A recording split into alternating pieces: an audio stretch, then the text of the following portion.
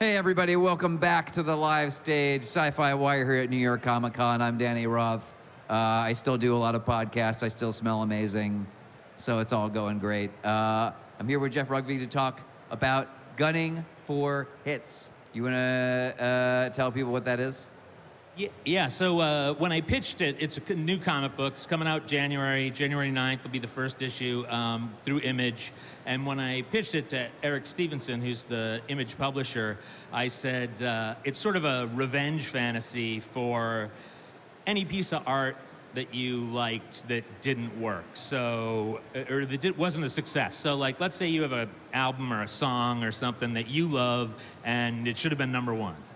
And the guy in this book has figured out a way to make it #1.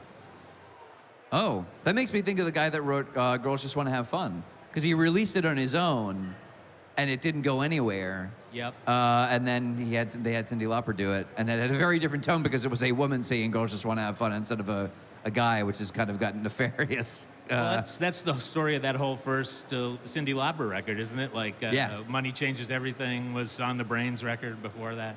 Yeah. Anyway, we're going on a... Yeah, no, that's totally... that's like, but I mean, like, I sort of bring that up because you're not writing this particular kind of narrative for no reason.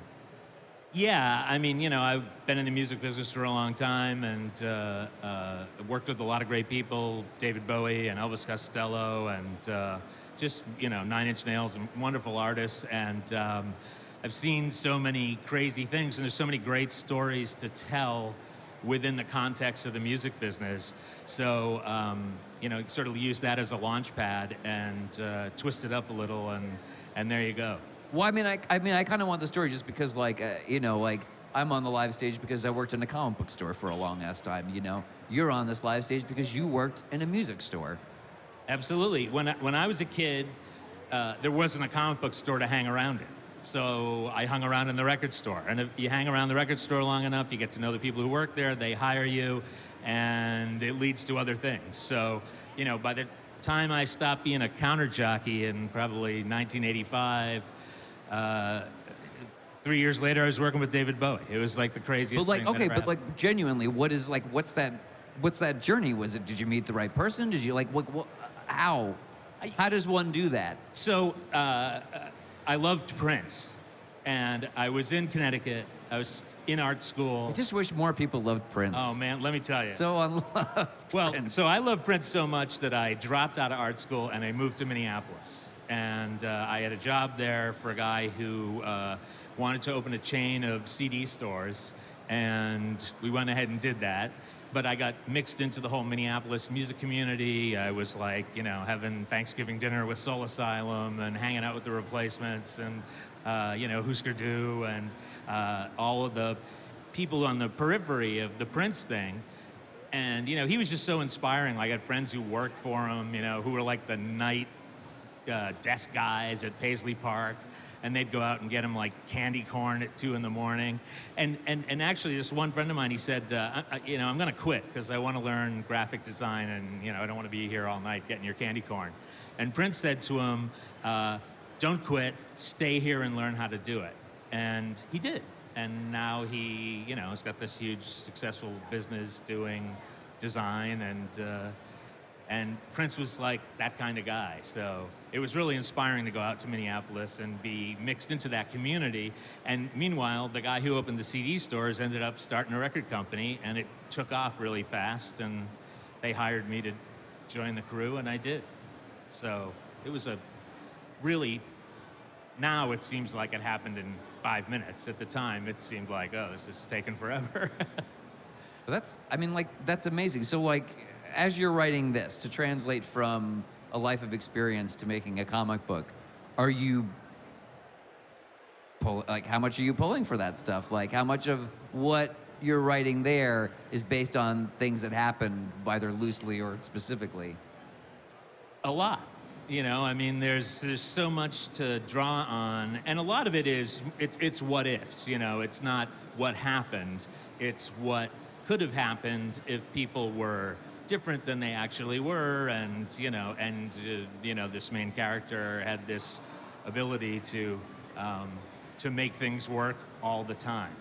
So there's sort of this weird, things get thrown up, obstacles get in his way, but he's one of those characters. He's almost like, in the comic book world, he's sort of like the spirit in that the stories happen around him, you know, and they're interesting music industry stories, and there's another layer of, you know, crime that's happening in the whole thing, and, you know, the main character's this nutty sociopath, basically, who has no friends, and it's a weird comic book in terms of just describing it, but it's kind of like all of those HBO shows where they get behind the scenes with like The Sopranos, and you see how they make the sausage. You know, you see the inner workings of a crime family, or you know, Entourage, where you see the inner workings of the movie business from some standpoint.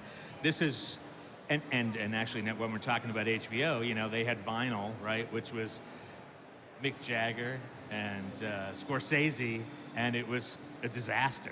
You know, so no, I don't think anyone's ever really gotten the music business fiction right. It's hard. It is hard.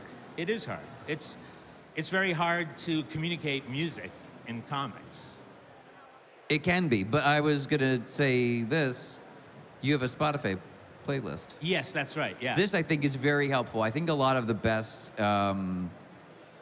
comic writers who have attempted to use music in any way. I think of Terry Moore incorporated a lot of music into Strangers in Paradise, whether it was something that he wrote or music that he was thinking about, and he would find a way to make sure people reading the comic knew, hey, I was listening to this song, or this song, you should listen to it right now on this page. You know, like, and it hit or miss, but like when it worked, it really worked. Absolutely. I mean, I think, you know, The Wicked and Divine has an amazing playlist. For sure. And so, you know, one of the things I want to do, there's a playlist right now on Spotify called Gunning for Hits Comic Soundtrack. And you can certainly play it in shuffle, but I'd prefer that you didn't, because there's, just like you used to make a mixtape, there's a reason that the songs are in the order that they're in. And as the comic starts to come out, more and more songs will get added, and I'll talk about, you know, why they're added on my site, and you'll be able to understand how they work within the context of the story.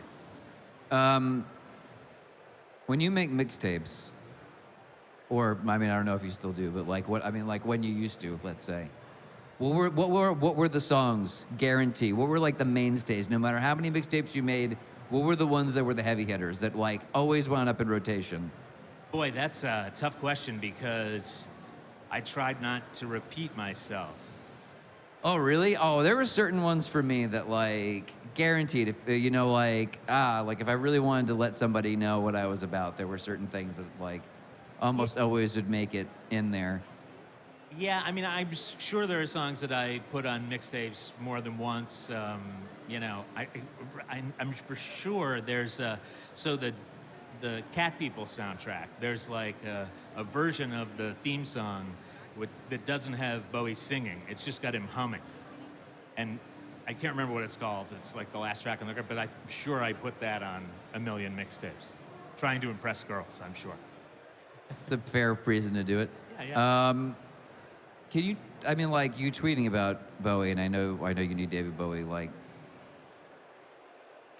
what was it like to know that man at all? I mean, my wife and I, my wife does not get obsessed with many things. Bowie was her obsession. When Bowie died, like, she wept for a week.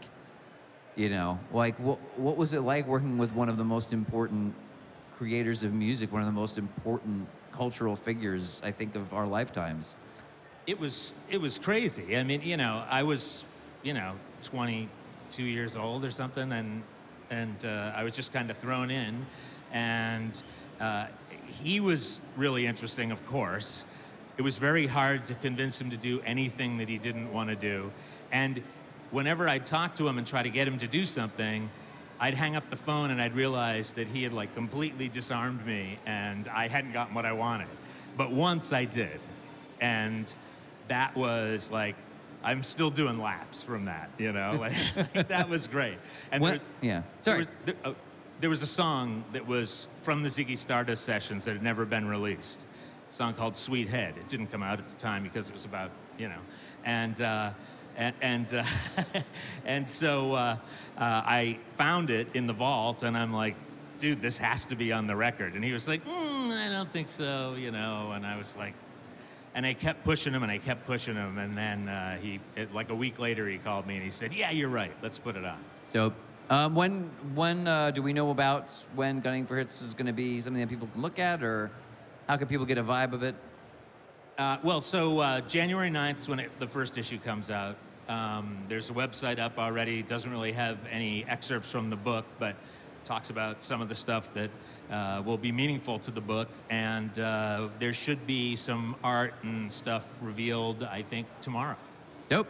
Well, thank you so much. No problem at all. My pleasure.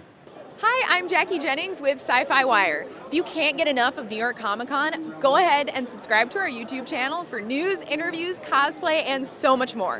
What are you waiting for?